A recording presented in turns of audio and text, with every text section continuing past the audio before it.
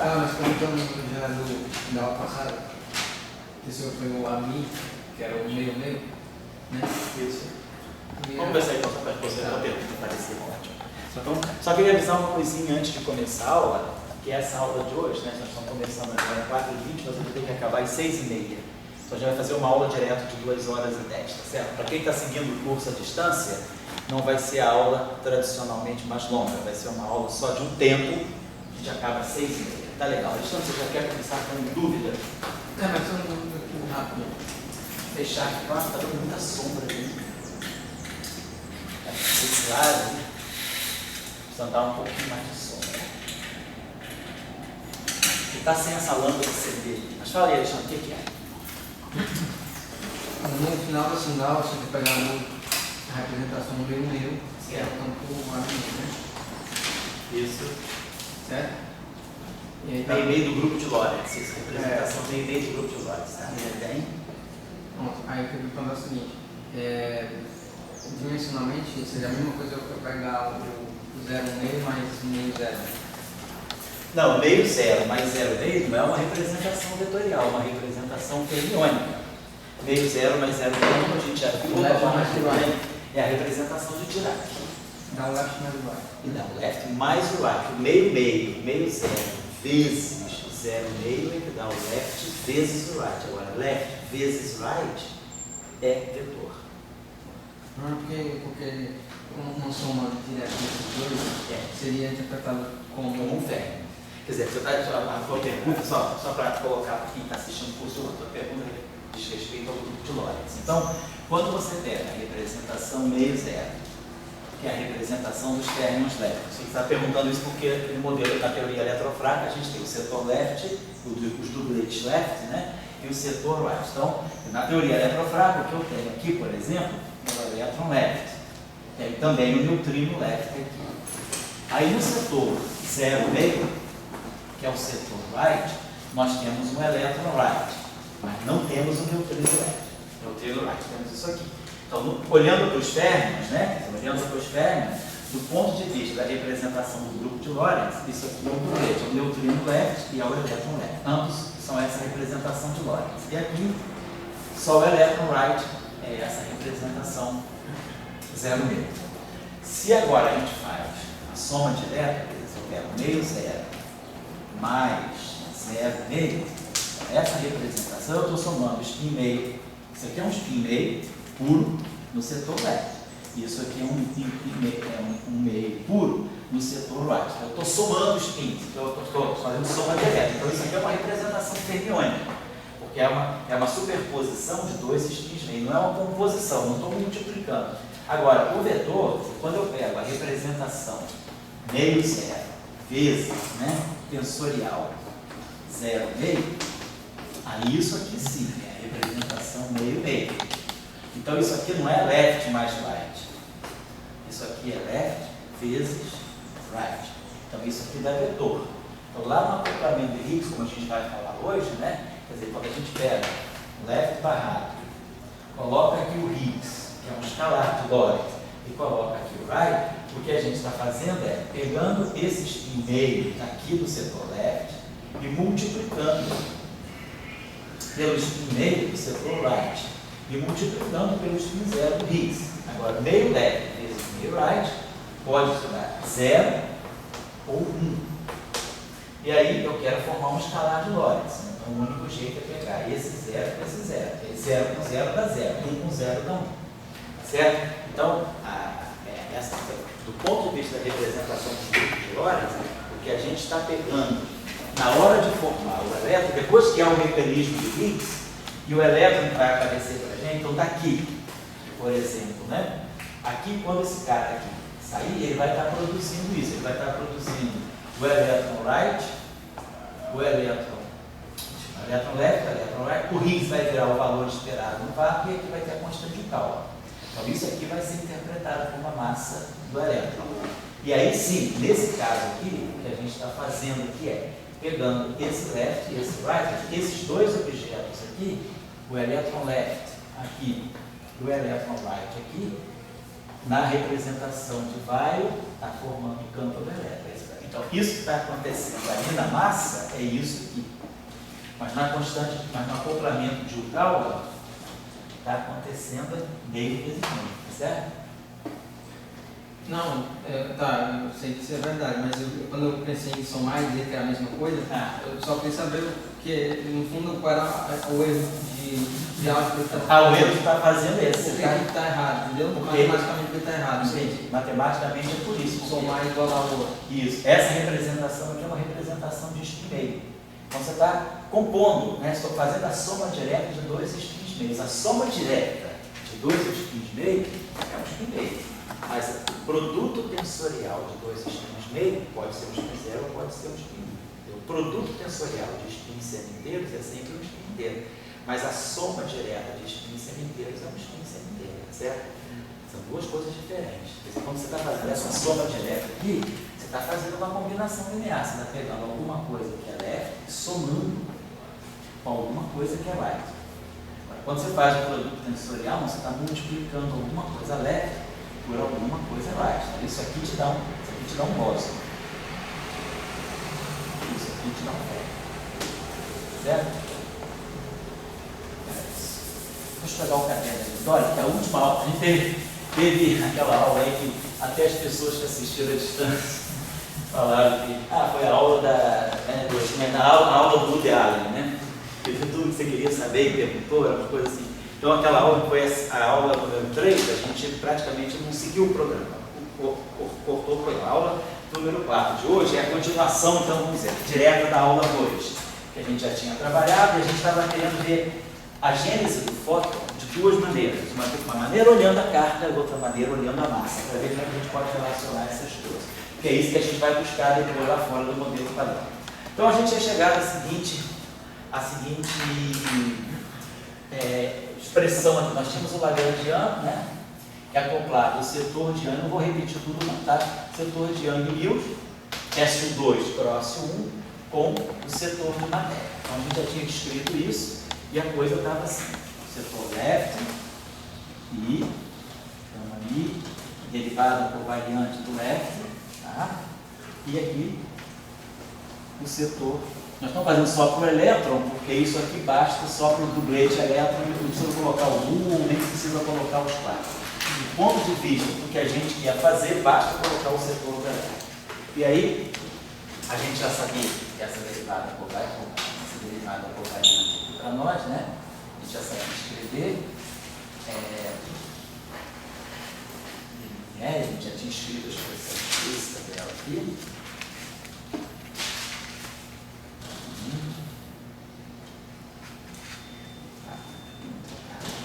Separado aqui.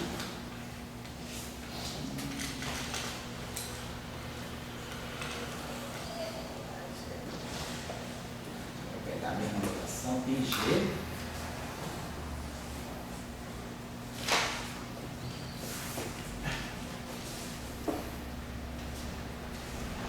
E aí a gente já sabia que a hipercarga era menos 1, então ficava menos I, G', YI, certo? Isso aqui é essa derivada aqui. E agora, essa derivada aqui a gente também tinha feito, a gente já tinha escrito ela aqui. Primeiro elétron vai.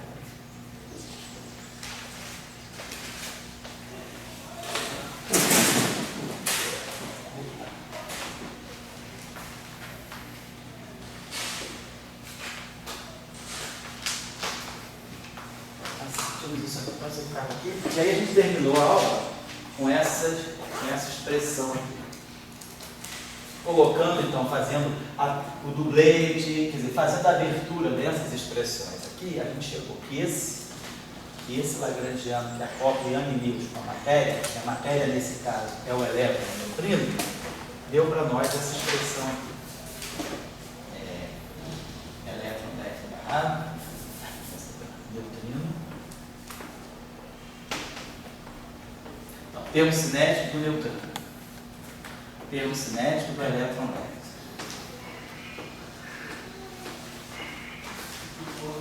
Termo cinético do elétron right.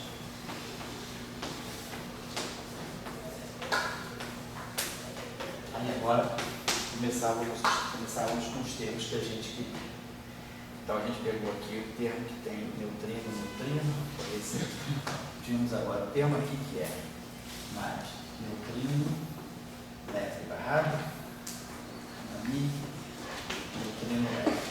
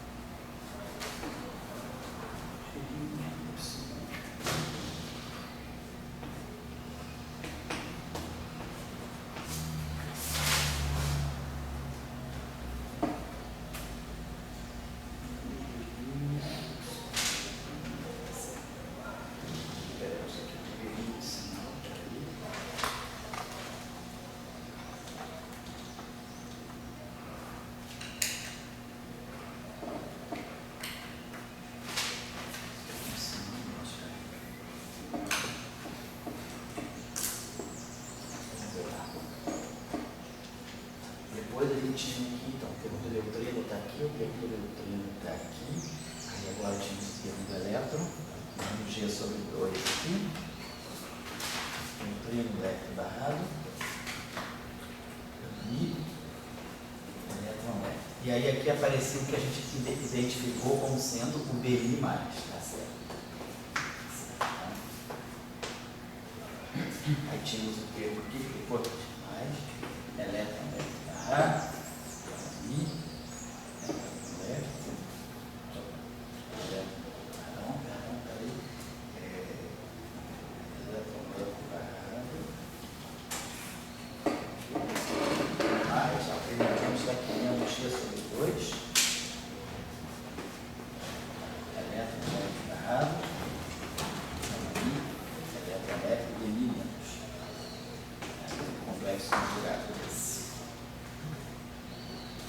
depois pegamos mais G sobre 2, né? G sobre 2, elétron barrado. E aqui a gente vai pegar aqui os caras do elétron. Pegamos aqui G sobre 2.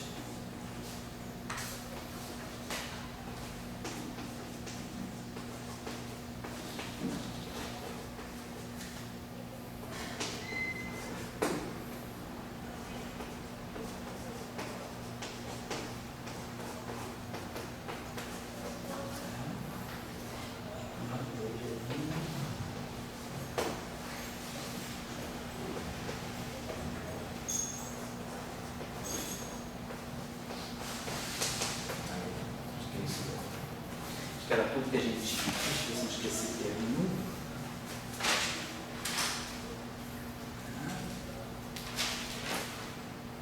Elétron left, tá?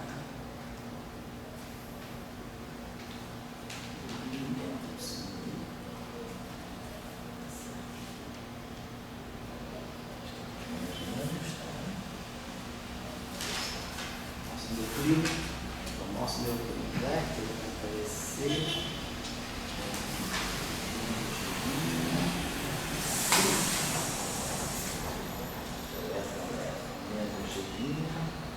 Só para ter certeza dos sinais aqui. Temos dois elétrons. Dois.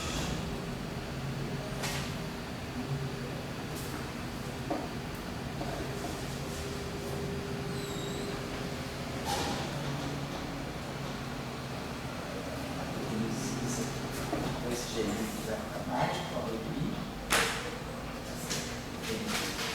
Menos de gelinho, então menos C. Está mais aqui, mais aqui. Outro aqui que é menos 2 aqui. Isso não está certo. Então isso. Leve para cá, então isso.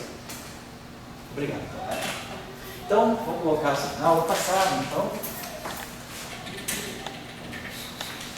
Na aula passada, então nós conseguimos colocar a nossa, pelo menos só a parte, né, leptônica da ação da matéria interagindo com o Young-Mills, segundo essa forma aí, Então, qual é a nossa proposta aqui? É ver o seguinte, que antes, né, de se fazer a quebra da simetria, antes de se colocar o setor de Higgs, a gente já tem uma indicação daquilo que possa ser o fóton, ou aquilo que seria ortogonal ao fóton. Então, a gente vê o seguinte, pegando o acoplamento de SO2 e o acoplamento de 1, essa interação aqui, que é interação importante, deixa eu marcar ela aqui com essa cor, essa interação aqui é a interação do neutrino.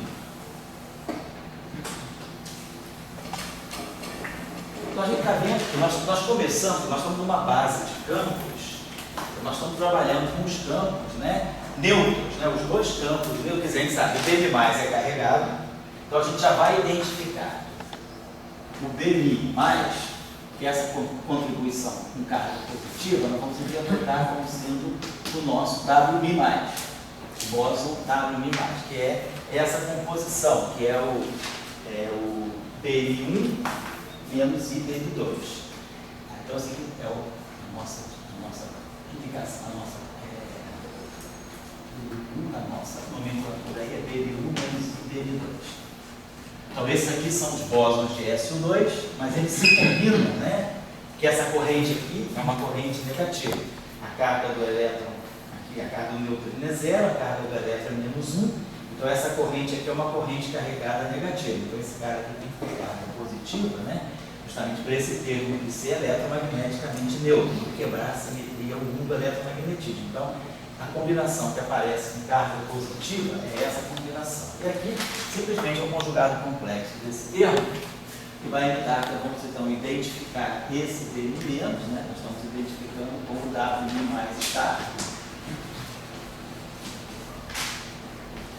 que é o W-. E que é para nós, então, a combinação positiva.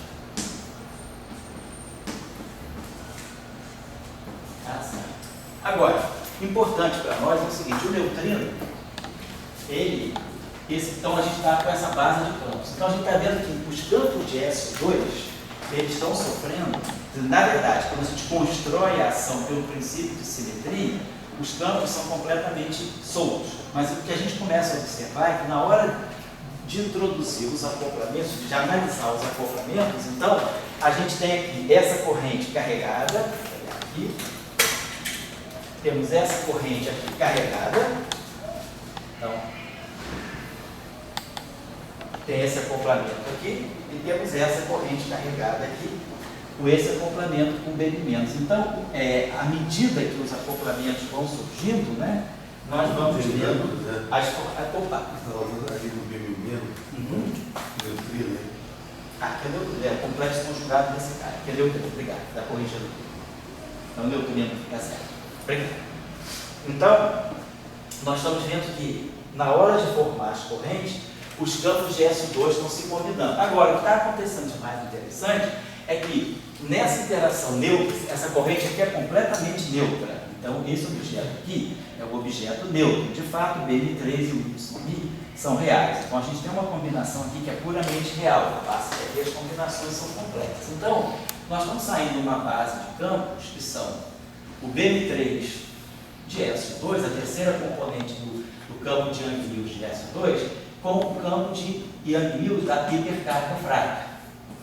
Então, essas duas componentes aqui, elas estão aparecendo numa combinação da mesma forma que essa que está aparecendo, complexa, mas elas estão aparecendo nessa combinação aqui. Menos G sobre 2, PN3, esqueci de colocar aqui, né? Então, PN3, mais G', YI. Você tinha colocado embaixo. Oi?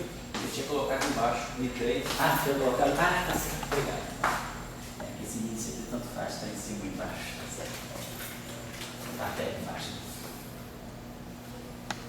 Botar esses índices todo embaixo, não vai ter problema de abaixar e levantar índice, porque nada que é equilibrando, né? Obrigado. Então, essa combinação aqui é a corrente neutra, que se acopla puramente com o neutrino. Uma corrente neutra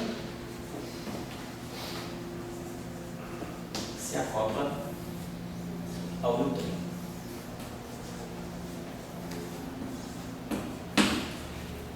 E aí vamos pensar o seguinte, eu estou numa base de campos, meus campos são BM3 e YMI, eu formei uma combinação aqui. Então a gente pode pensar em normalizar essa combinação aqui. Eu posso pensar, escrever isso aqui da seguinte maneira, né? Isso aqui é uma coisa, aqui simplesmente eu estou tendo a combinação, como está aqui, a gente está tendo a combinação desse objeto aqui. O que nós podemos fazer aqui seria, vamos dividir, vamos normalizar essa combinação aqui desses dois campos. Então isso aqui vai ser 1 sobre raiz quadrada de G2 sobre 4 mais G' ao quadrado. E aí aqui eu tenho menos G sobre 2, M3, mais G' Y.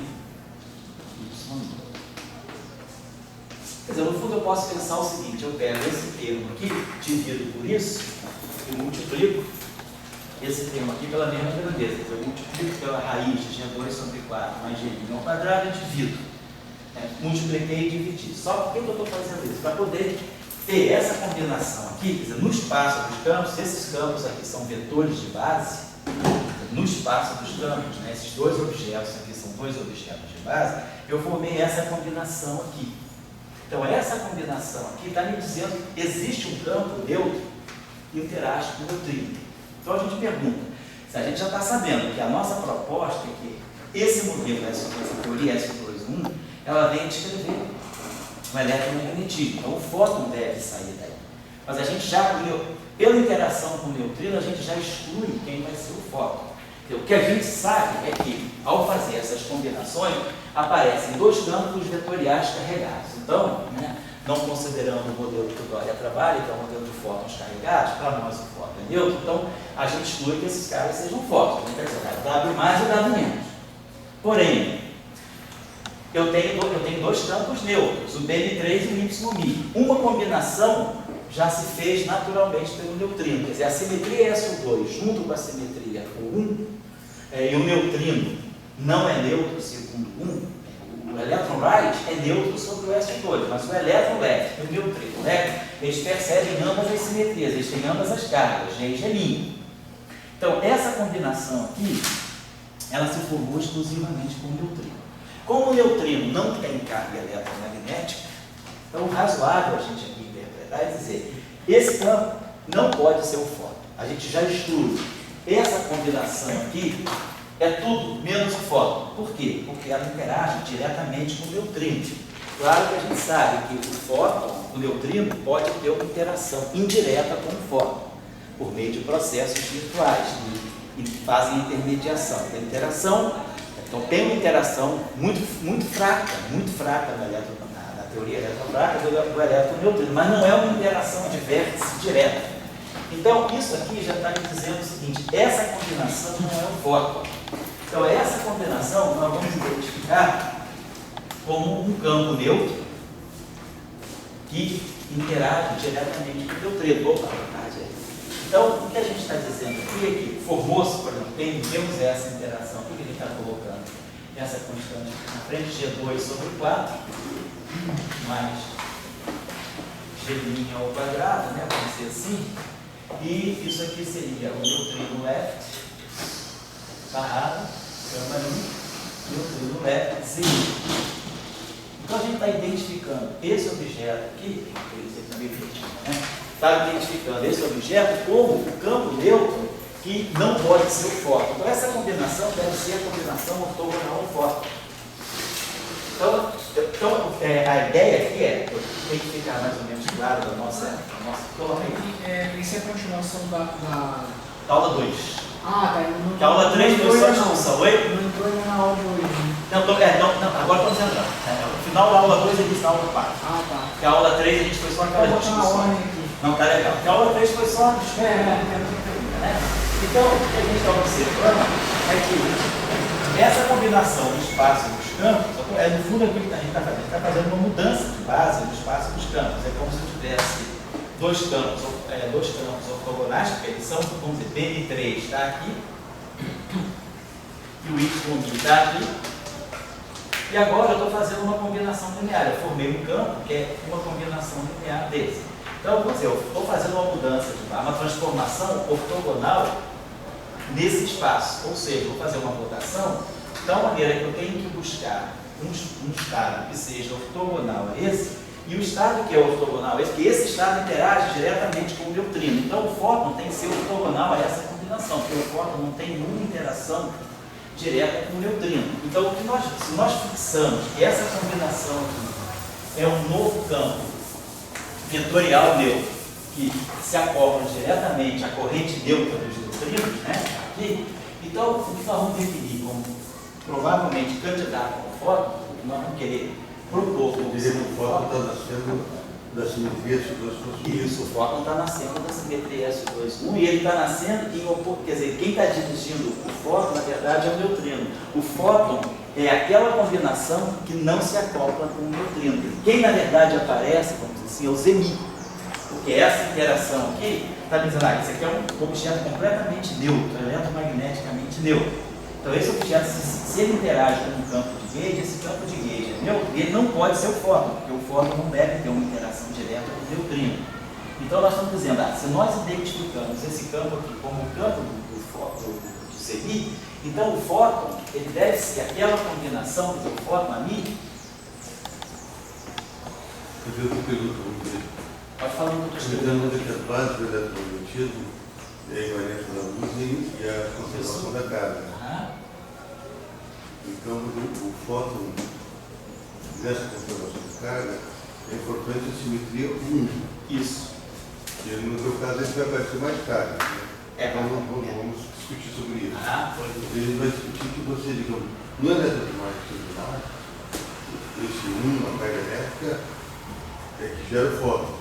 Isso. Aqui você está com uma simetria classe. Isso, aqui nós temos 3 simetrias. Nós temos todas as simetrias estão presentes. Nós não introduzimos ainda o Higgs, não fizemos quebra da simetria. Eu estou propondo aqui, quer dizer, isso aqui não é um curso de formação em eletrofraca. Eu estou supondo que o mínimo de eletrofraca já se sabe. Então, eu estou falando o curso de interações fundamentais. Daqui a pouco eu vou começar a minha parte de eletrofraca. Mas eu estou supondo que já se tem uma base de eletrofraca e que a gente saiba que se introduz o Higgs vai quebrar a simetria. Mas no momento nós não quebramos a simetria nenhuma. O que eu quero justamente fazer um pouquinho, chamar a atenção de vocês, é isso. Em geral, quando se apresenta a teoria eletrofraca, a gente só vai falar do fóton lá na frente. O que a gente faz? A gente faz a arrumação das correntes, introduz o Higgs, quebra a simetria espontaneamente.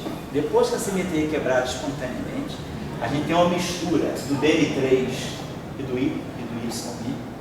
E aí a gente faz ali uma transformação ortogonal na base de campos, e aí, pela massa, a gente vê a combinação, esse sistema que mistura, que mixa o BN3 com o YMI, é um sistema caracterizado por uma certa matriz de massa, que tem um alto valor zero e um alto valor não nulo.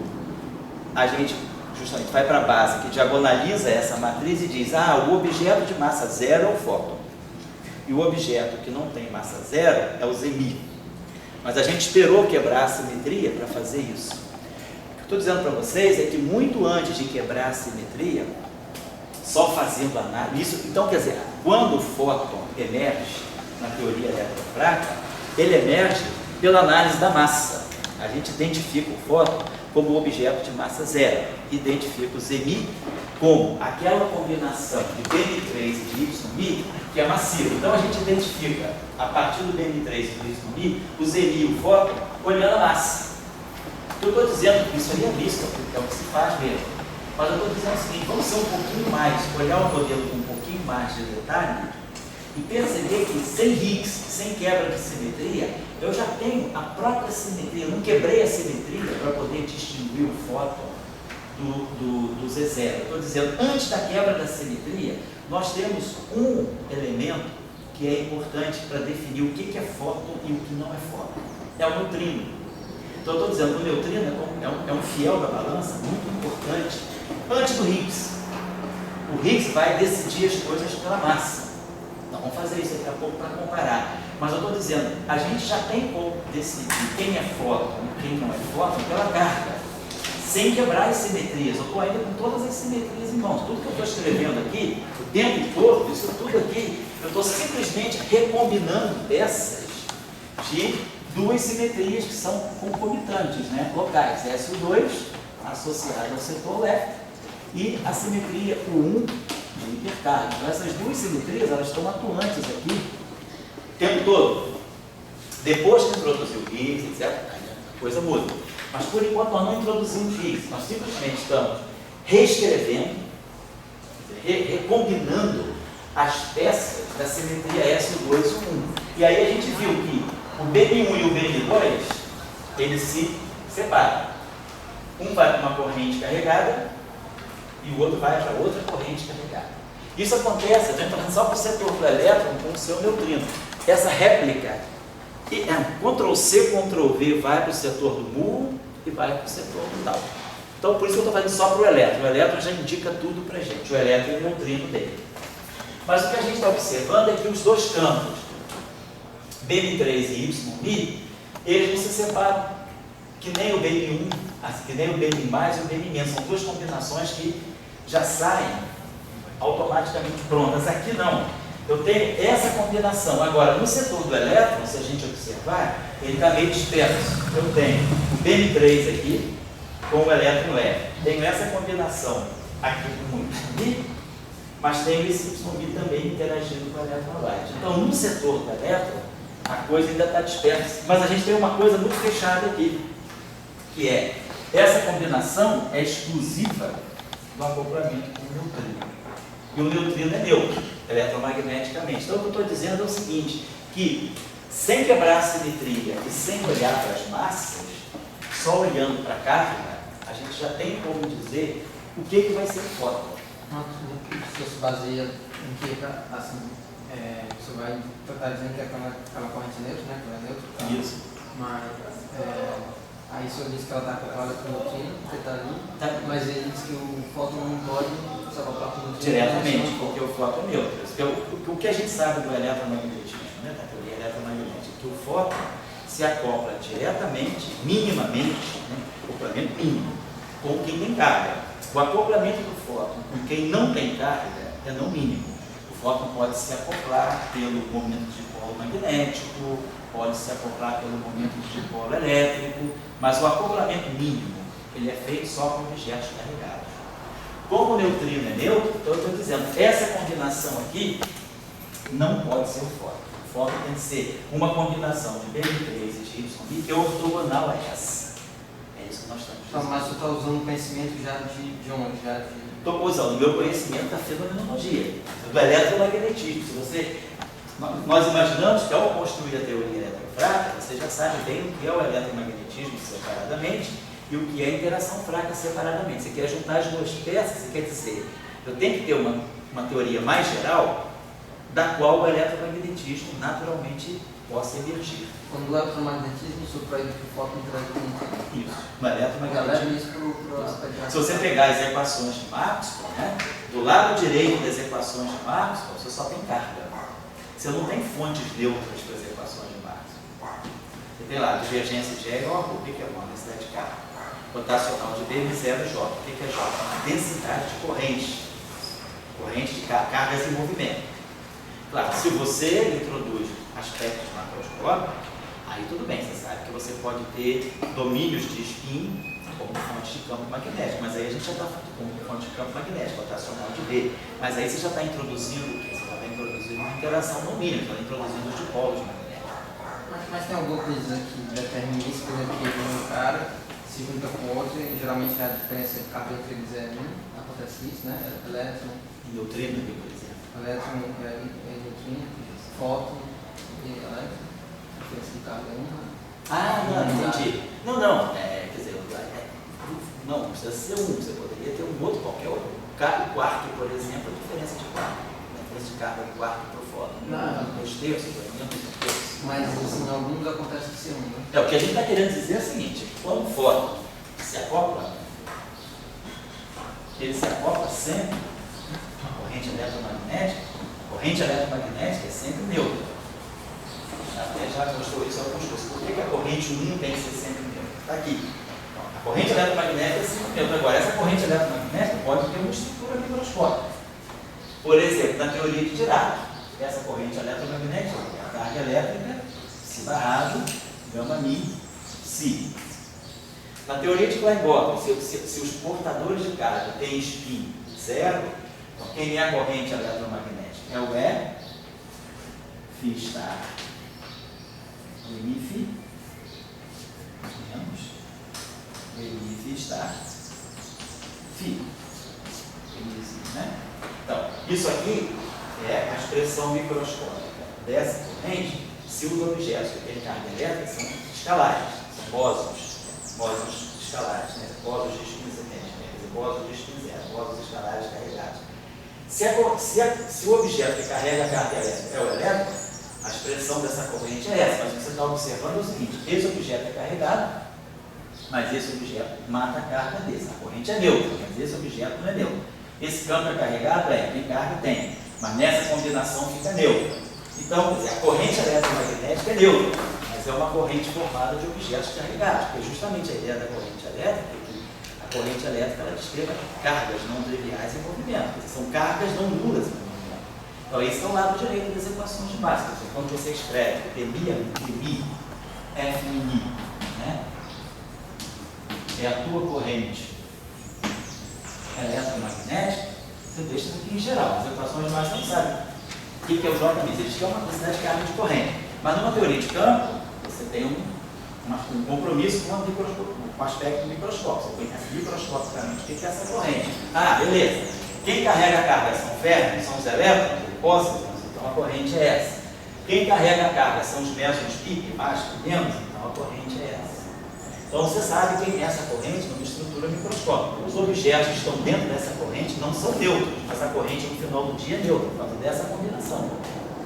Então a fase sempre se cancela, porque a corrente se acopla ao campo abeliano, é uma corrente neutra. Então é isso que nós estamos dizendo. Agora o neutrino não é diferente. Aqui, esse objeto tem carga, esse objeto tem carga, a corrente é neutra. Mas aqui não, esse objeto é neutro, esse objeto é neutro. A corrente também é neutra, claro, mas o objeto individual é neutro. Então, quando você escreve derivado, se você faz, você te fala o seguinte exercício. Faça o acoplamento eletromagnético dos neutrinos. Aí você vai chegar lá e vai dizer, derivada por variante do neutrino, vai ser derivada visual. Em geral, o que você pensa? Mais I, a carga, né? A constante de acoplamento eletromagnético, o valor da carga, o campo de gauge. Atuando, não se esqueça do neutrino, coloca um campo aqui qualquer, tá? Se agora meu campo é o neutrino, essa carga é zero. Então o neutrino não tem carga, esse termo não tem. Então eu pergunto, eu posso, de qualquer maneira, introduzir uma interação eletromagnética no neutrino? Posso. Olhando a teoria de Dirac, nós sabemos que a teoria de Dirac nos dá algo desse tipo, né? A gente pode escrever um objeto do tipo Si barrado, sigma mini, Si, e acopla com F mini. Isso aqui é uma interação de momentos de polo magnético com polo. Só que no caso do neutrino, o neutrino é left. Se o neutrino é left, essa combinação aqui na equação de Dirac, quer dizer, quando eu escrevo isso aqui para um fermo de Dirac, nós vamos ver isso aqui em detalhe no curso de eletromagnetismo. Quando a gente pega essa combinação aqui na teoria de Dirac, esse cara aqui é left mais right, esse é left mais right. Então isso aqui vai ficar elétron left, não está assim, elétron left barrado, sigma mini, elétron left. Então você faz, isso aqui é left mais right, left mais right. Left, left, left, right, right, left, right, 4 tempos. Então, o left daqui com o left daqui. O left no primeiro com o right no segundo. Deixa eu apagar isso aqui, já não preciso mais. Mais o right no primeiro, o left no segundo. Estou só escrevendo agora, né, a combinação. Estou dizendo que psi é o elétron left, mais o campo do elétron left, mais o campo do elétron left. Esse que eu estou escrevendo aqui. E abrindo isso aí em 4 tempos. Mais elétron right barrado, sigma mini, elétron right. Mas, devido à álgebra das matrizes gama e as propriedades das matrizes gama, com a matriz gama 5, lembrando que a matriz gama 5 satisfaz a essa relação na teoria de Dirac, esse termo aqui é zero e esse termo aqui é zero. Então, na teoria de Dirac, a matriz sigma menina, ela sempre tem que acoplar com left e com right. Ela não consegue acoplar left com left ou right com right. Ela não consegue viver no mundo quiral. Ela precisa misturar as duas quiralidades. Então, nem essa interação o neutrino tem, a trileve.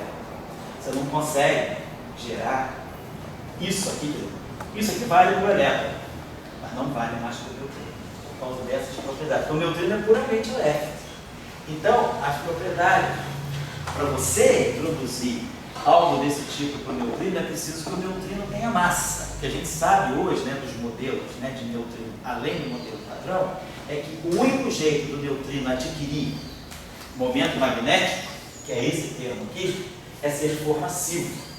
E aí, ele sendo massivo, esse termo deixa de ser zero, por causa da massa desmembrada. Então, o que eu estou dizendo é, se a gente pega o eletromagnetismo convencional, que é o eletromagnetismo que está dentro da teoria eletrofrágil, não é um eletromagnetismo além do modelo padrão. Se a gente pegar o eletromagnetismo além do modelo padrão com neutrino massivo, esse termo existe. E aí ele pode se acoplar diretamente ao campo magnético. Isso aqui é um acoplamento magnético direto. Isso aqui é nada mais, nada menos do que o momento magnético do neutrino escalar dele. Ali por que não pode? Por que esses dois termos não podem se acoplar com a feminina? Esse aqui? Não, os outros dois. Não, esse acopla com o F menino, mas o neutrino não tem setor right. Você só tem neutrino left. Quem é right é o antineutrino. Então, esse termo aqui para o neutrino é zero. Você não consegue, se você quisesse esse termo para o neutrino, teria que ser neutrino left barrado, neutrino left. Então, esse termo para o neutrino é zero. Isso aqui para o neutrino é zero. Porque o neutrino não tem a quiralidade right. Esse termo só sobrevive se ele tiver as duas quiralidades no mesmo tempo. Mas o neutrino é puramente left. Então, esse termo aqui não tem, esse termo aqui não tem. Então, o que a gente sabe do eletromagnetismo convencional é que não tem como acoplar o neutrino com o fóton. Então, como eu estou construindo a teoria eletrofrágil para conter o eletromagnetismo tradicional, eu estou dizendo, então, esse acoplamento tem. O neutrino está acoplado a alguma coisa. Tá. Que é um vetor, é um campo vetorial. Neutro. Mas aí você diz, por exclusão, esse campo aqui não pode ser o fóton. Porque senão, como é que eu vou acoplar o neutrino com o fóton? É incompatível com essa relação. Você está dizendo que o fóton é criado através desses dois caras? É. Mas que não pode ser uma criação de dois mais comprimentos também? Porque o fóton não é carregado. Não, mas de alguma forma que dê zero. Só pode ser multiplicando. Você não pode somar campos com cargas diferentes na mesma coisa. Não pode. Não pode. Mecânica quântica. Mecânica quântica diz que a carga elétrica define uma regra de superseleção. Então não existe princípio de certeza da carga. Você não pode ter probabilidade tanto de ter o objeto com carga mais ou com o objeto com carga menos. A carga do objeto é 100% conhecida. Se fizer um produto, Se fizer um produto, é um campo composto. Aí já sai fora do que a gente está fazendo. Aí é campo composto, outra coisa. você não pode fazer o produto de um cara com outro cara de forma de dar zero. Pode, você pode fazer o produto, mas isso é uma coisa meramente algébrica. Como é que você... Numa teoria de campo, você trata com campos que são fundamentais. Os campos não são produtos de campo. Cada campo é um objeto. E a linha BN3 e somei, né? Onde eu somei. Aonde? Na combinação de BN3. Desculpa. Desculpa, é errado. Está certo. E Y. Quer dizer, o que a gente vai esperar então que seja o fóton é o seguinte: o neutrino me diz que isso não pode ser o fóton. Essa é a nossa lógica. Quem se acoplou com o neutrino não é o fóton. É alguma combinação que no espaço dos campos é ortogonal ao fóton. Então o que nós estamos fazendo é isso. Nós estamos dizendo, esse objeto eu identifico como Z0. Opa, tudo bem, cara? E o fóton deve ser uma combinação ortogonal a essa combinação. Então essa é a lógica que a gente está propondo aqui. Dizendo que, sem quebrar a simetria, sem analisar a massa, a gente já tem uma ideia de que a própria simetria, essa, o 2 e o 1, elas já me indicam quem deve ser o fóton. Elas já me indicam quem são os campos de gauge eletrofrágil. Já me diz quem é a combinação carregada, quem é a outra combinação carregada e quem são as combinações neutras. Elas não estão me dizendo nada sobre as massas, porque nós não botamos o Higgs ainda. Mas o que eu estou assim, tentando chamar a atenção de vocês, para a gente compreender esse fato na teoria eletrofrágil, que é mais simples, e depois levar esse fato para a física além do modelo padrão, é que a gente tem duas maneiras, né, de ver esse objeto, pela carga e pela massa. Normalmente, o que a gente faz, se vocês olharem os compêndios todos, é pela massa. Você identifica o fóton como o alto estado de massa zero da matriz de massa. Identifica o Z0 como o estado massivo, que é o alto estado da matriz de massa. Essa é uma questão que vem depois, uma quebra espontânea da simetria. O que nós estamos dizendo é que a simetria é forte o suficiente para já te indicar quem são as combinações que vão dar os campos físicos que você vai observar na teoria eletrônica. Essa que é a nossa construção. A palavra, mas a palavra que o senhor usa aí, a palavra ortogonal, porque no sentido matemático, no sentido da álgebra linear. Formam o Z, né? Isso. A gente está dizendo que a combinação de B com Y para dar o fóton tem que ser ortogonal. Eu estou dizendo o seguinte, nós temos a base de campos. Nós temos dois campos que se separam, BN1 e BN2 ficam para um campo, BN3 e YB ficam para o outro. BN3 e YB são dois campos ortogonais, porque BN3 está na simetria SO2, que não tem nada a ver com a simetria 1. Então, esses dois campos não se comunicam do ponto de vista. Então, eu estou dizendo, é como se eu associasse o BN3 a esse eixo, ou vice-versa. Eu tenho esse eixo aqui, que é o BN3, e tenho essa direção aqui, que é o Y1. Então, isso é o que me diz SO2 cross de 1. SO2 cross 1, aqui. Mas agora eu vi o neutrino, ele pega um pouco daqui e um pouco daqui. Com quem que o neutrino interage? Com essa combinação aqui.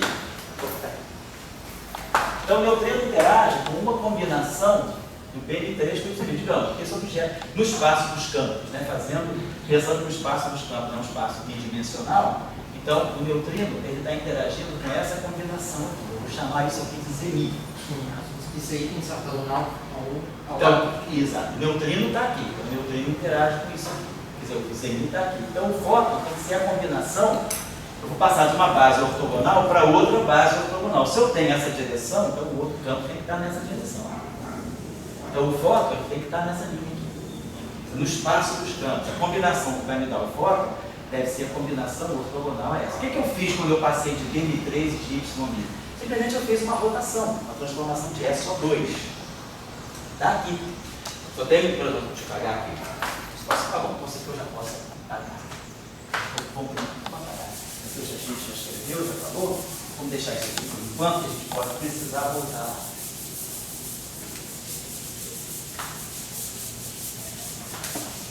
Aqui, tá claro? Então, o que a gente está dizendo é, vamos olhar essa figura, deixa eu ver isso aqui para não sobrecarregar muito. Então, o que eu estou dizendo é o seguinte, nós começamos com dois campos ortogonais, quatro campos, na verdade, né?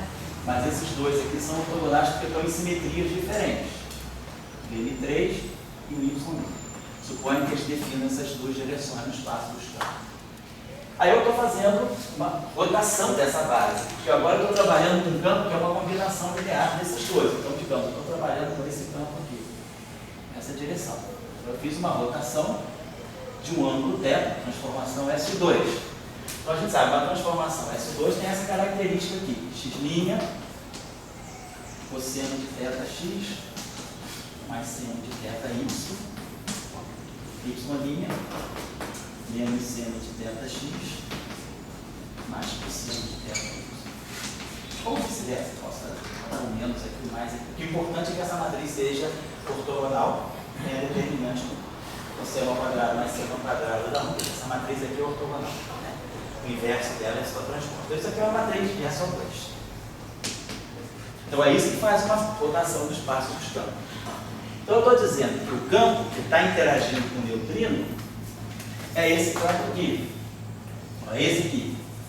Então, se eu passei dessa base para uma base em que esse campo aqui faz parte da base, o outro campo deve estar aqui. Isso que eu estou dizendo. Então, eu tenho, vamos dizer, se o meu ZMI está aqui, eu tenho agora, depois de fazer a rotação SO2, eu tenho um outro campo que é, eu tenho ZMI e um campo que é ortogonal ao ZMI, que é esse campo aqui. Podemos chamar assim de ZMI ortogonal. Mas aí eu vou pensar, aí é uma questão, a gente está construindo um modelo, está colocando, né? A gente está colocando sempre o que a gente quer. Nada disso está sendo provado, a gente está tentando incluir o eletromagnetismo dentro desse formalismo. Então eu vou imaginar que se o neutrino interage nessa combinação e o neutrino, então essa combinação é a combinação que vê a carga do neutrino, que vê a carga fraca do neutrino.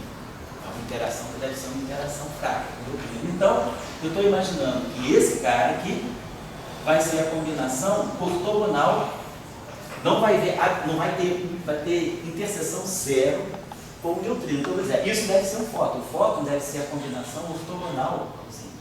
Então, o fóton e o Zni, porque o fóton sempre vai ver a carga do Zni, e vice-versa, o Zni nunca vai ver a carga. Então, a nossa ideia é imaginar que essa combinação aqui, isso aqui, 1 sobre a raiz de A, menos G', que faz o papel de um cosseno de θ e de um seno de θ.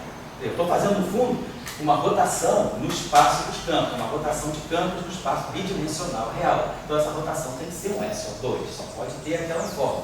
Então, a gente pode identificar, digamos, a gente pode dizer que o cosseno de θ, se eu quiser seguir aquele padrão aqui, digamos que eu chame o x de y, né? Então, o meu cosseno de θ vai ser G' sobre a raiz quadrada, né? G2 sobre 4, mais G' ao quadrado. O que garante que esse número realmente é um número que tem módulo menor do que 1. E vou interpretar esse cara aqui, né? Θ, cosseno menos seno. Esse aqui está fazendo o papel do eixo do x, esse aqui está fazendo o papel do eixo do y. O seno de θ é esse cara aqui, menos g sobre 2, sobre a raiz quadrada de G2 sobre 4, mais G' ao quadrado. Estaria fazendo essa interpretação. Então, eu sei quem é o ângulo de rotação. O ângulo de rotação é tangente de θ. O arco tangente, né, menos G' sobre 2. Eu estou dividindo seno pelo cosseno, na verdade. Dividir o seno pelo cosseno. Então, esse cara aqui é menos G' sobre menos G sobre 2G'. Tá? Quando eu dividir o seno pelo cosseno. Né? Então, eu já sei quem é a rotação que vai me levar para o espaço de campo. E aí eu vou dizer, bom, então meu fóton vai ser o que eu vou construir. Eu vou propor, então, como sendo o campo do fóton, é essa combinação ortogonal. Seria esse cara aqui, 1 sobre raiz quadrada de G2 sobre 4, mais G' ao quadrado. E aí aqui vai ser o seno de θx, né? O seno de θ, desculpa, porque eu não tenho esse sinal menor, porque eu botei o sinal aqui. Vou separar. Estou identificando o seno de θ, né, que aqui tem esse menos e aqui tem esse menos. Então eu estou identificando o seno de θ como seno de G sobre 2. Perdão, não tem esse sinal não. Eu estou pegando essa identificação aqui com essa aqui. Então isso aqui é o meu Zni. O meu X é o meu Ymi, o cosseno, G'. E o meu Y é o meu BM3. Estou fazendo essa análise. Isso aqui é uma escolha só, é só uma convenção que eu fiz. Vocês poderiam trocar os eixos, não tem problema. O que é importante é que a passagem de BM3 para Ymi, para o Zi e para o fóton seja feita por uma transformação ortogonal. Eu fiz uma mudança de base no espaço dos campos, que é essa aqui, foi definida por essa. A mudança de base, ela não é arbitrária. Eu estou querendo dizer isso. O neutrino, ele, apesar de não ter carga, e justamente por ele não ter carga, é ele que vai dar essa capacidade de nós vermos o que não é o fóton. A gente obtém o fóton por exclusão. A gente vê o que não é o fóton, eu interpreto como Zi, e aí a combinação ortogonal é que eu vou interpretar como fóton. Então, a combinação ortogonal é o seno de θ, o x que eu chamei de YI. G sobre 2, YI, e o cosseno de θ, que é o G', aqui, né, mais G', cosseno de θ, pega o Y, que é o BM3. Então, só fazer o produto escalar, essa combinação que vai ficar. Esse cara vezes esse, mais esse vezes esse. Aí dá certo, tá certo. Então, a gente está propondo que isso aqui seja o fóton que a gente obtém na teoria eletrostática. Vamos lá, repetindo, sem fazer queda espontânea de simetria, sem falar de massa, é a análise da carga. Então a gente está querendo dizer que a gente, só olhando a carga, a ideia é a gente define os limites, define o foco pela análise da carga. E a carga em jogo é a carga do neutrino, que é nula. É isso que fechou para nós essa maneira, né, de já ver como é que o fóton vai aparecer. Vai aparecer pela interação com a carga. Você tinha querido falar uma coisa agora e veio uma coisa mais tranquila. O eletromagnetismo, eu entendo como qualquer teoria, como você disse, no interior de modelos, tem invariância da luz e invariância da carga elétrica. Se você acha que esses dois clássicos, do 158, modelo, ou você ainda tem que adicionar que o fóton tem que se interagir com a carga elétrica. Quer dizer, uma coisa que, digamos, tem portadores. Eu entendo de portadores, como se bota. Sempre que você fala para a gente, você fala, vamos tentar ir além de março. Então, o que você sempre fala? Pô, vê o dito, ele botou aqui carregados. Você viu o X, bota o escalar, carregado. Você viu os WI, etc., né? Carregado. Então, tem outros portadores de carga que eles estritamente vistos por março. Isso nos coloca. Daí a gente diz, bom, agora esses outros portadores, quando vão interagir com o fóton tem que estar sempre interagindo com alguém que está carregado. Mas ou isso é apenas um ângulo do eletromagnetismo. O eletromagnetismo se definiu, olha, conservação de carga e invariância da luz, o resto pode ser o que você quiser. Eu nem colocaria conservação de carga. Deixa eu apagar aqui um instantinho só. A gente vai fazer isso na próxima aula de eletromagnetismo, a gente já está lá mais ou menos, mas a gente já fez isso. Você falou que ele falou que o fóton não se acopla com o neutrino, que não tem carga, mas depois ele falou, mas talvez virtualmente, mas só quando você diz que não se acopla, não se acopla de nenhum ou diretamente? Não, minimamente. Minimamente. Ele pode ter um acoplamento não mínimo, ou ele pode ter um acoplamento indireto por efeitos quânticos. Por exemplo, você poderia ter fótons aqui, aí você poderia ter alguma coisa assim. Esses fótons aqui, deixa eu só colocar alguma coisa desse tipo. Imagina que, fazer o processo aqui, imagina que você tem, você tem dois fótons aqui. Essa linha aqui, o fóton se acopla com W mais, W menos. Eu pensaria se você coloca isso aqui, aqui você vai colocar neutrino. Ver se vai dar certo isso aqui. Então, você tem neutrino, você tem os parâmetros, neutrino. Aí esse neutrino que está aqui, isso a teoria eletrofrágil permite, justamente está aqui, ó. O neutrino se acopla com o elétron e com o dB, com W+, por exemplo. Então eu poderia ter, aqui eu tenho neutrino, se eu tivesse algo desse tipo assim. Neutrino está aqui, esse neutrino aqui, ele se acopla com o elétron, esse neutrino é elétrico, tá aqui.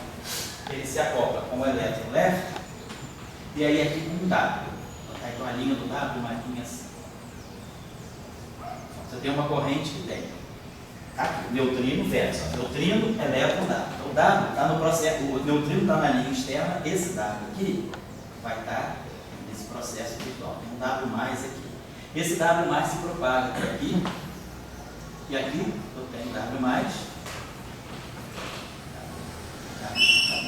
e aqui o fóton. Então W interage com o fóton. Aí aqui W mais, W menos tem um vértice com o fóton. Então aqui também é outro vértice de W. E aqui é fóton. Fóton, W, neutrino. E aqui é elétron. Então eu poderia formar um gráfico assim, se eu estou querendo dizer. Vamos dizer, se tem um espalhamento de neutrino. Posso colocar aqui essa linha aqui de elétrons, deixa eu colocar assim. Colocando esse gráfico aqui. Aí aqui eu coloco uma linha de W.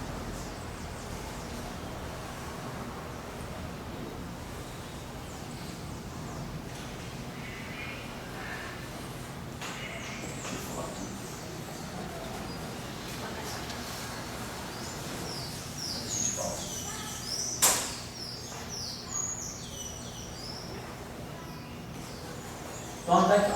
Neutrino, neutrino. Ó, esse vértice está aqui, ó. Neutrino, elétron, W. Aí o elétron tem esse propagador, elétron que se propaga em elétron. Aí ele chega aqui e encontra outro neutrino. Então aqui eu também tenho W. W se propaga para W, interage com o fóton e W. Outro inverso, W mais, W menos, fóton. Isso aqui é perfeitamente permitido. Então, nós conseguimos na interação, na teoria, então, numa física eletrofrágil, eu tenho um espalhamento de neutrino dando fótons. Então, é isso que eu estou dizendo que é o processo virtual. Por que esse processo aqui é virtual? Porque esse processo aqui é um processo que está acontecendo em loops, né? Eu tenho a troca de dados virtuais aqui e tenho uma troca de elétrons virtuais. Essas partículas aqui não são partículas descritas por uma função de onda física, elas são descritas pelos propagadores. Então, elas estão em processo virtual. Então, eu consigo formar um loop aqui. Claro que esse gráfico é muito pequeno, no sentido de que essas massas aqui são grandes e os propagadores dos dados, eles carregam momento sobre massa do dado ao quadrado. Então, essas massas estão em denominador, essas massas são grandes. As constantes de acoplamento são pequenas. Essa constante de acoplamento é a constante de estrutura fina, 1 sobre 137. Aqui tem 1 sobre 137. Aqui tem massa de W no denominador, massa de W no denominador, massa de W no denominador.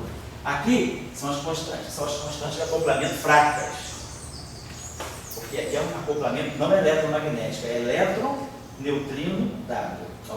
Então, é um acoplamento fraco. Então, as constantes de acoplamento são pequenas e os denominadores desses propagadores são grandes. Exemplo do elétron, a massa do elétron é pequena frente à massa dos W. Então, eu tenho um processo, esse processo acontece, mas ele é muito pequeno. Ele vai ser supresso por ordem 1, 2, 3, de 1 sobre massa do W, a terceira potência. Então, esse processo acontece, só que dentro da teoria eletrofrágica, ele deve estar até fora do limite de precisão, porque o limite de precisão da teoria eletrofrágica é uma parte em 1000, uma parte em 10 a 3. Aqui esse processo deve ser bem menor. Então, mas é isso que eu estou dizendo, essa é a interação virtual. O neutrino gerou fótons.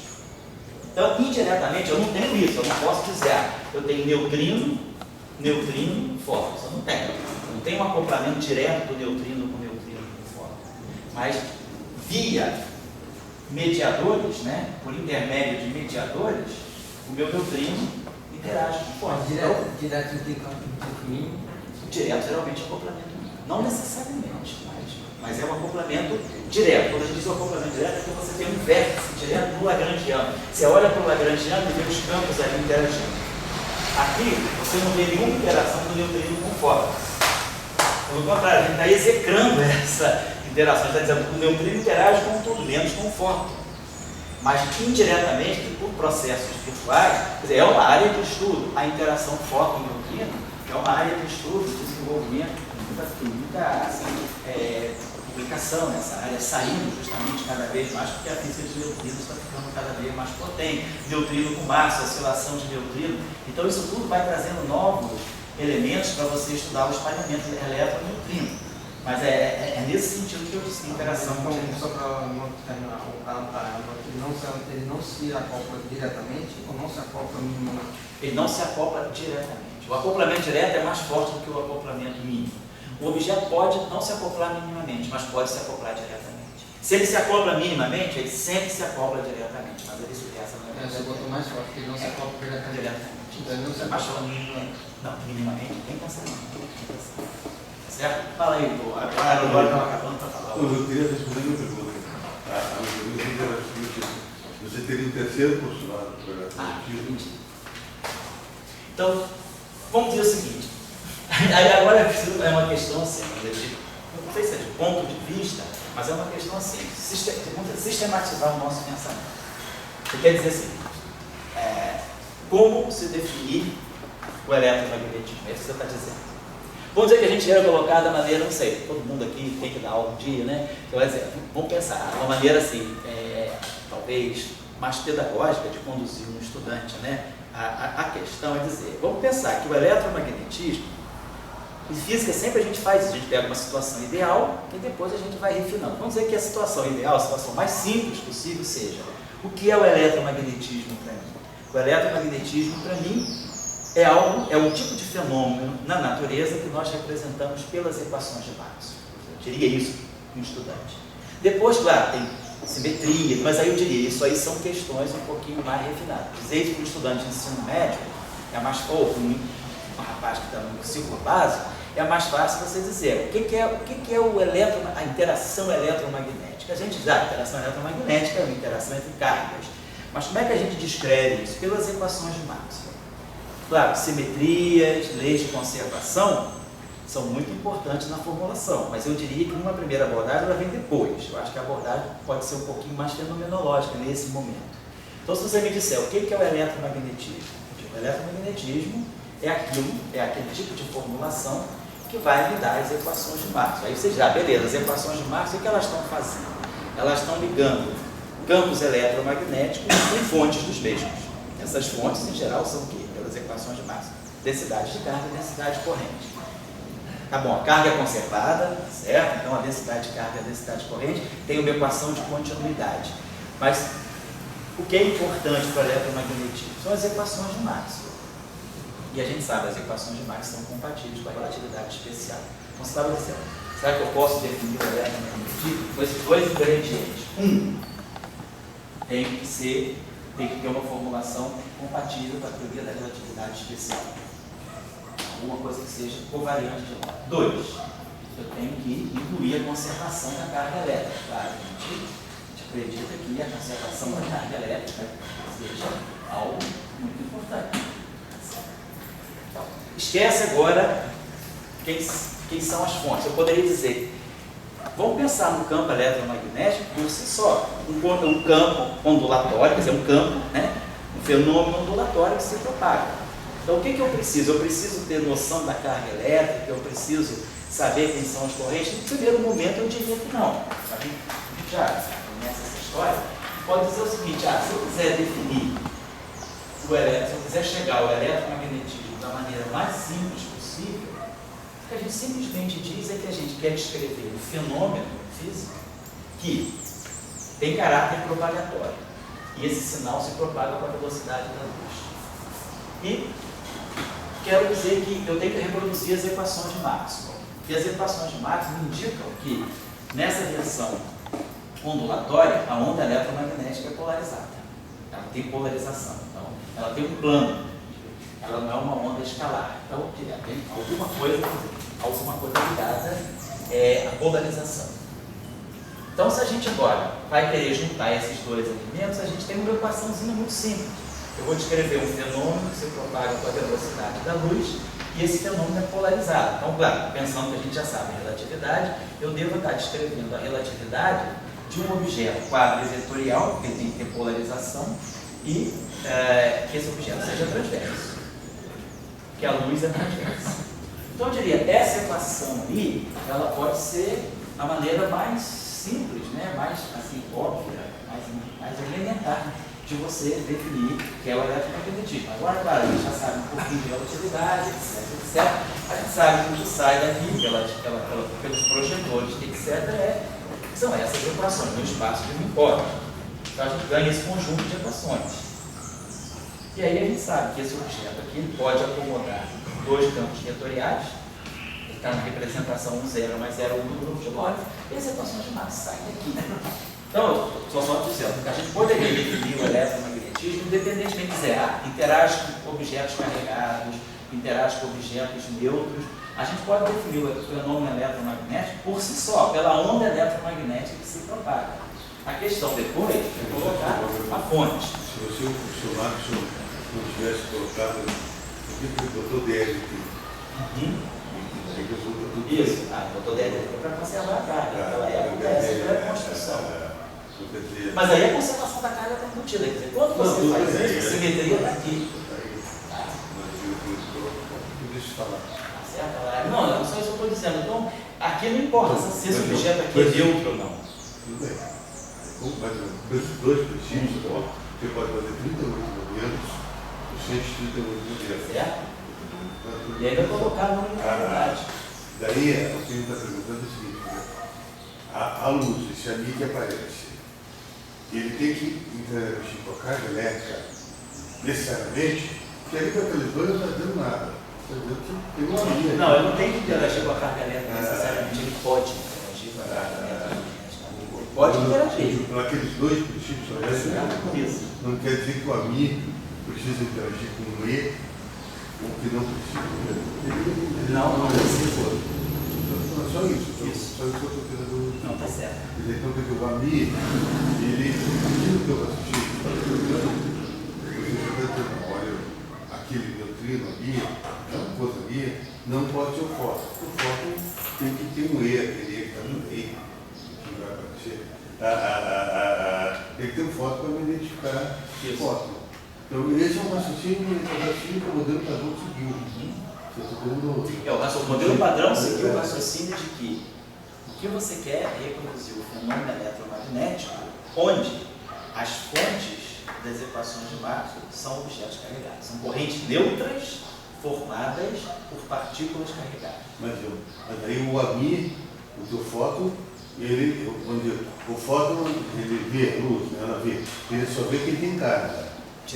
Os neutrinos que você... Não, isso está indo longe demais. Eu acho que o fóton vê quem não tem carga também. Como a gente falou, o fóton não, aquilo ali não vê. Não, mas peraí, o fóton você defende os neutrinos sociais. Não, Dória. Aquilo ali não defendo. Mas digo o seguinte, o fóton, ele interage com o átomo. O átomo é neutro, mas ele interage com o átomo como? Pelo dipolo elétrico. Pelo dipolo magnético. Mas ele vê? Mas ele vê o objeto neutro. Está vendo? O dipolo tem carga, está vendo as cargas. O neutrino não tem carga. Multipolar, o neutrino não tem carga, mas tem dipolo. O neutrino como estaria, certo? Só que eu estou levando a discussão para as pessoas entenderem.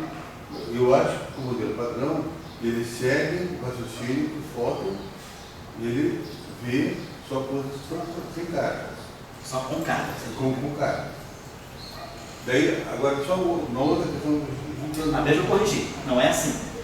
O modelo padrão segue o raciocínio de que o fóton ele interage minimamente com carga. Você está dizendo que ele só interage com objetos carregados, ele pode interagir não minimamente com objetos neutros. Mas vamos pensar que você quer ir ao ponto, então vamos ao ponto. É errado dizer que o fóton só interage com carga. Minimamente com carga. Essa teoria tão mínima, elas têm problemas de normalização. Bom, aí a gente pode puxar. É outra questão. Isso, são outra questões questão. oficiais. Isso. Oficialmente, na teoria certinha, é essa a questão.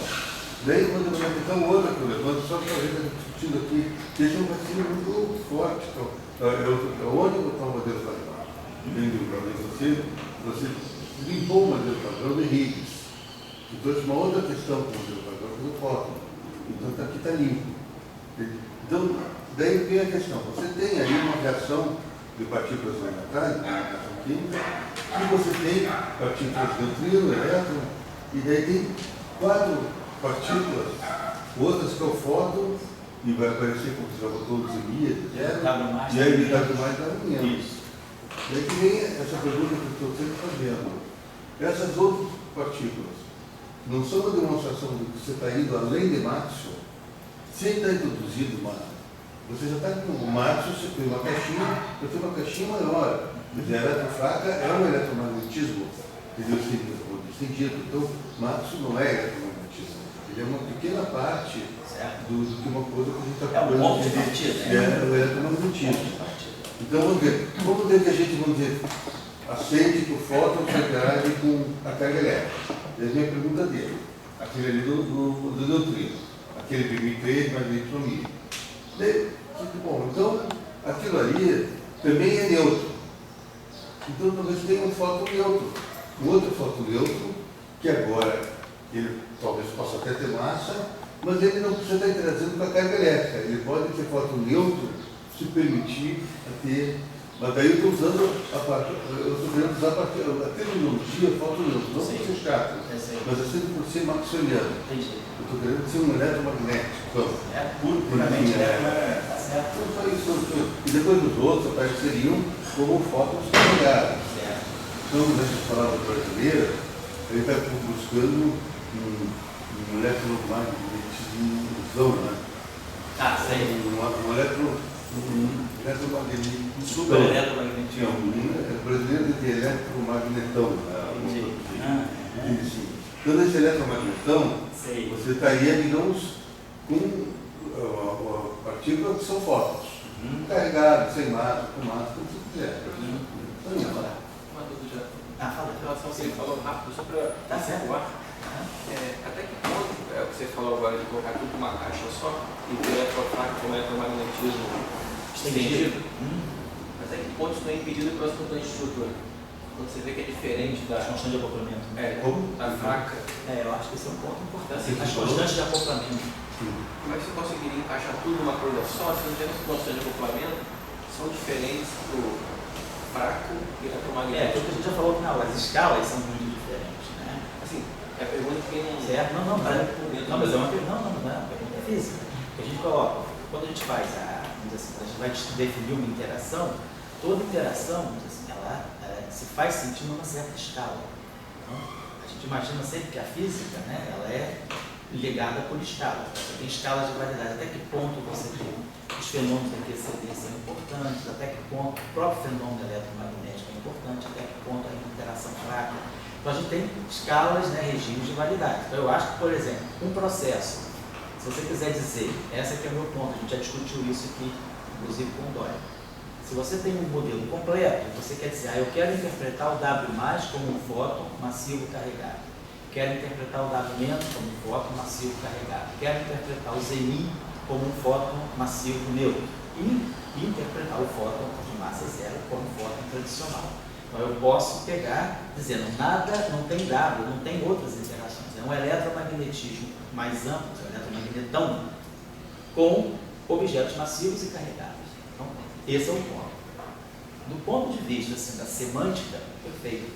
Agora a questão é as escalas, as constantes de acoplamento, os regimes, né, o perfil dos potenciais de interação. Então, o que eu acho é que se você tem realmente um fóton massivo e carregado, esse fóton massivo carregado, ele tem que aparecer de alguma forma num processo que seja claramente eletromagnético. Então, eu tinha já falado, decaimento do P0. Se o P0 decai em 2 gamas, numa teoria com fóton massivo carregado, nada mais natural do que você estudar o decaimento do P0 em gama mais gama menos. Você pode fazer isso. Isso vai te aí, se você já sabe que a escala desse processo, a escala eletromagnética, a constante estrutura é a constante estrutura fina, você pode tirar o decaimento desse processo. Você pode tirar a taxa de decaimento desse processo e ver até que ponto esse efeito mensurável, conhecido, super conhecido, ele pode vincular os parâmetros do teu modelo que trata de fótons massivos e carregados. Eu acho que é possível. E você tem física para checar isso. Então, eu estou dizendo, é possível. Então, eu posso dizer, tem 2 pontos de vista aqui. Eu estou adotando o ponto de vista do modelo padrão. Para mim, isso é um modelo padrão e eu vou distinguir o que é W, o que é fóton, o que é Z0, o que é fóton. Semana que vem, se o Dória quiser, pode dar um seminário, que eu vou estar fora semana que vem. Então, eu ia até pedir para vocês fazerem alguma atividade. O Dória pode dar um seminário, ou se alguém quiser falar de alguma coisa que esteja estudando, dentro desse contexto, assim, de modelo padrão ou além, o espaço está livre. Para não matar, vamos dizer, dentro da aula. Mas o Dória pode fazer um seminário e mostrar por que isso aí é uma teoria só de eletromagnetismo com fótons massivos carregados e fótons massivos neutros. Nenhum problema. A questão é, pode ser, pode. Agora, como você falou, aquelas escalas são importantes, as constantes de acoplamento, os processos. Nesse modelo aqui, é diferente, porque esse modelo é um pouquinho mais vinculado, porque as constantes de acoplamento estão muito organizadas pela simetria. Eu poderia não ter feito aqui nada com simetria SO2 e 1, e as constantes de acoplamento ficariam livres. O problema aqui é que todas essas constantes estão muito ligadas. Eu só tenho G e G', todos os vértices só tem G e G'. A interação aqui, todas as interações são dominadas por G e por G'. Então isso já circula muito o modelo. Mas se você deixar essas constantes de acoplamento livres, você tem mais espaço de parâmetro para fitar os dados. Então você poderia entrar numa direção, assim, uma navegação que me diz, eu vou estudar eletromagnetismo com fótons carregados e com fótons neutros, todos massivos. Eu pode ir nessa direção, mas aí eu acho que o teu argumento é bastante sensato. E tem escalas. As constantes de acoplamento, elas vão me dizer um processo, né, que tenha fótons carregados, é um processo que pode ser um processo legítimo, mas ele ele tem que tratar de fótons carregados dentro de uma escala compatível com as seções de choque do eletromagnetismo e compatível com uma constante de acoplamento que seja na faixa da constante de estrutura fina. Estou só dizendo isso. Você queria falar, Chico? Eu tinha uma pergunta antes disso, mas fazer um comentário. Eu sinto que a gente já teve essa discussão antes. Isso. E eu sinto que a gente está de novo por isso nessa questão de procurar as partículas e se desprendendo da questão que me parece fundamental de uma teoria quântica de campos, que é de identificar os campos e ir unificando-os da maneira que é possível. E a maneira que é possível é respeitando essa questão óbvia da realidade que nos cerca, que é temos escalas para esses campos. O campo gravitacional tem uma escala bem diferente do campo eletromagnético, e não é à toa que o campo fraco foi descoberto muito depois, porque tem uma escala muito própria dele e o campo forte igualmente. Então, a teoria, o caminho que se fez de uma teoria de partículazinhas para uma teoria de campo, de ondas e campos no eletromagnetismo, e esse eletromagnetismo levou naturalmente à teoria eletrofática, me parece indicar que a gente devia se desprender cada vez mais dessa visão de procurar caixinhas onde a gente possa dizer, isso aqui é mimu, isso aqui é um elétron, isso aqui é um campo eletromagnético que é caracterizado pelo quê? Pelas equações de Maxwell e por essa escala que é determinada por essa constante de acoplamento. Isso aqui é uma interação eletrofrágil porque ela tem essa escala e dá para a gente botar ela numa lagrangiana. Isso aí, quando a gente aponta para uma lagrangiana e diz isso aqui é uma partícula, isso aqui é outra coisa, eu demorei muito tempo a entender as suas aulas justamente porque eu não consigo ver isso. Isso aqui é uma lagrangiana de campos, né? Se você tentar me explicar quais são os campos interagindo aí, eles interagem por esses termos, eu consigo entender. E hoje eu consigo ver as partículas porque eu estudei o negócio de matriz, não sei o que, eu consigo ver agora lá os jatos de partículas.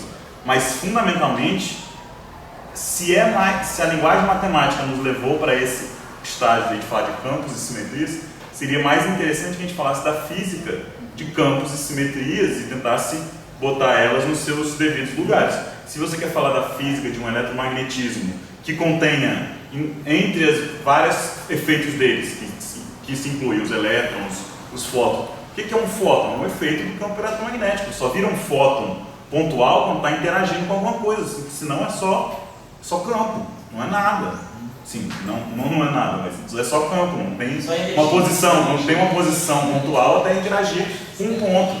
Então, e aí quando você diz que você quer um eletromagnetismo expandido, eu não consigo ver o que isso aí é isso aí. E o problema é que quando você vai expandir um eletromagnetismo, não dá para expandir ele dentro da escala dele, porque o que aparece são efeitos em outras escalas. Você tem que acomodar isso, não é mais um eletromagnetismo só, porque o eletromagnetismo se caracteriza, além dessas coisas, por uma escala própria que você vê o eletromagnetismo acontecendo.